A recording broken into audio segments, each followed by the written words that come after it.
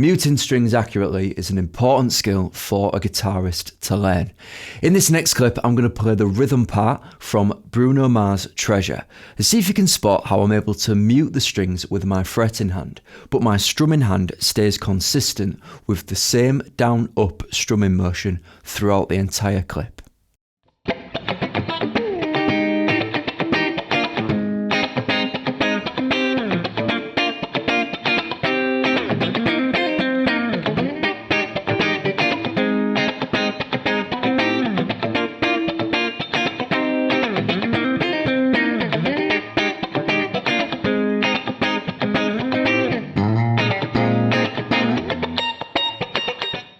So for free access to the support materials, including the chord diagrams for this lesson, click the link in the description and you can access my free songbook. It contains all the chord diagrams that you'll need to learn this track. So let's start off by learning the chord shapes that we need to play this track. The first chord that we need is an A flat major 7 chord. So we're going to need the 6th fret of the D, and that's going to be with the index finger. I'm going to move to the 8th fret for the ring finger, 8th fret as well for the little finger, and that's on the G and B strings. So nice voice in there for an A flat major 7. I am, however, using my middle finger there to mute the E and A strings. I want to take those out of the mix. And then I'm also using my little finger, so this part of my little finger, I'm using that to mute the high E string as well. So I'm able to strum all 6 strings, but instead of those notes ringing out that I don't want, I mute them. That takes a little bit of practice, but good muting technique is really important for this track. The second chord shape that we need is a B flat chord. So let's take the 8th fret of the D with the ring finger, 7th fret of the G with the middle finger, and then 6th fret of the B with the index finger. Similar muting technique, but I'm curling my thumb over the fretboard to mute the E and the A string. And then my index finger there, similar to the last chord, is going to mute the thin E. Sliding that same shape down 2 frets, that will give me my 3rd chord, which is A flat. And then I'm going to move up to a C minor chord shape. So we're going to bar the G and B strings at the 8th fret. And then I'm going to grab the 10th fret of the D with my ring finger. C minor chord. So the chord progression for the beginning sounds like this.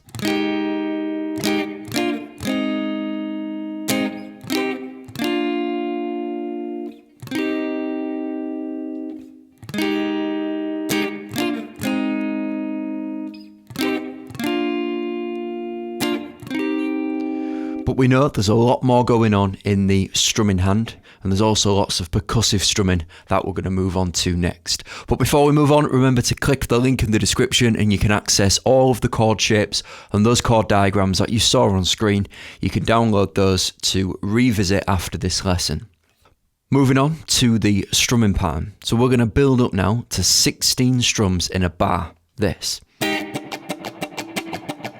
1 eander, 2 eander, 3 eander, 4 eander. But first, let's just give one down strum on each beat of the bar. And some of these chords are passing chords, so we only play them for 1 beat or so. So we play them quickly, we move through these chord shapes quickly. So I'll do 1 down strum every time I count a number. Starting on an A flat major 7 chord. 1, 2, 3, 4. 1, 2, 3, 4. 1, 2, 3, 4. 1, 2, 3, 4. 1, 2, 3, 4.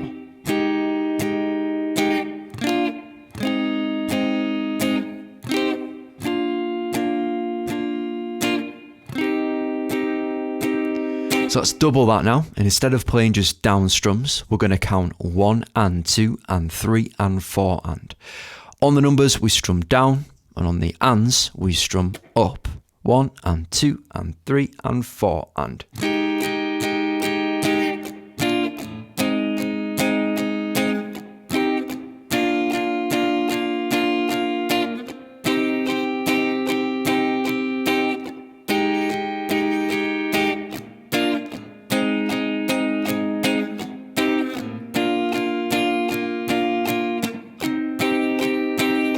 Let's double that again, counting 1 Eana, 2 Eana, 3 Eana, 4 Eana.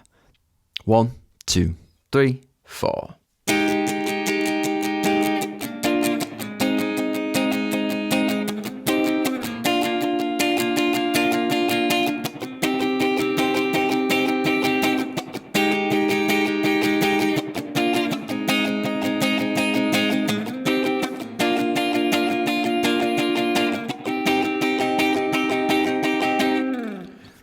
So finally, let's look at percussive strumming. And this is where we release tension in the fretting hand and we end up muting all 6 strings to give this scratch-like sound, this percussive sound from the guitar. So here's a chord. Here's the percussive scratch sound that we need.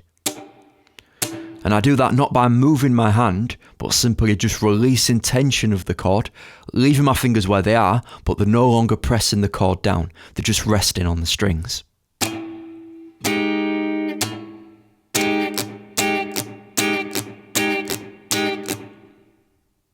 So let's have a listen to the rhythm that we need to get from the chord progression when we press the chord down.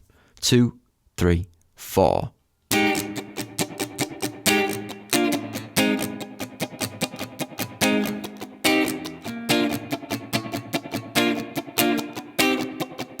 I know there was a little guitar lick there, which we'll look at in just 1 second, but let's focus on the rhythm for now. But the basic rhythm is this. I'm going to slow the tempo right down, and I'm just going to play the basic rhythm that you need to grasp to be able to improvise around this chord progression. So I'll play it a few times and try it with me. Try to press the chords down at the same time that I press the chords down. Listening to my 16th note strumming pattern in the strumming hand. It stays consistent, it doesn't change. That down-up motion never changes. 2, 3, 4.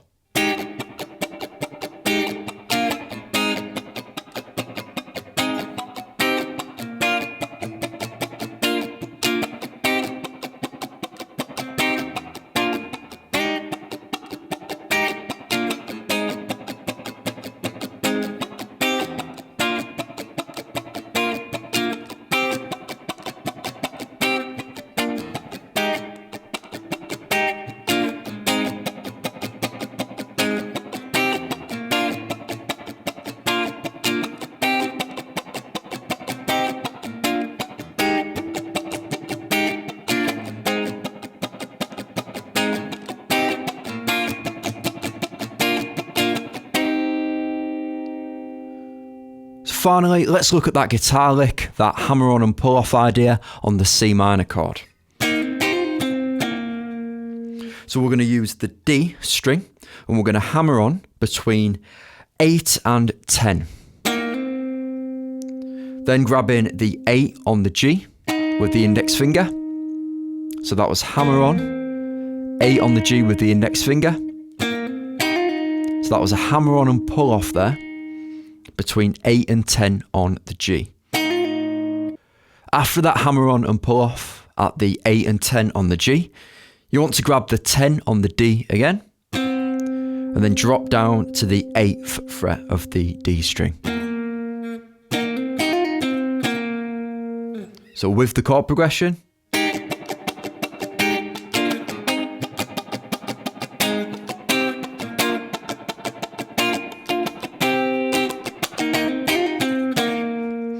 we're trying to mute the strings that we don't want when we play this guitar lick. Now this is difficult because you have to be precise in the muting in your fretting hand. It's never perfect. You're going to get some notes from other strings that you don't really want, but as long as it sounds good enough, that is fine. So try to be quite precise with where you're hitting the strings. Try to hit the desired string, but if you catch one by accident, hopefully your fretting hand will be muting that string anyway.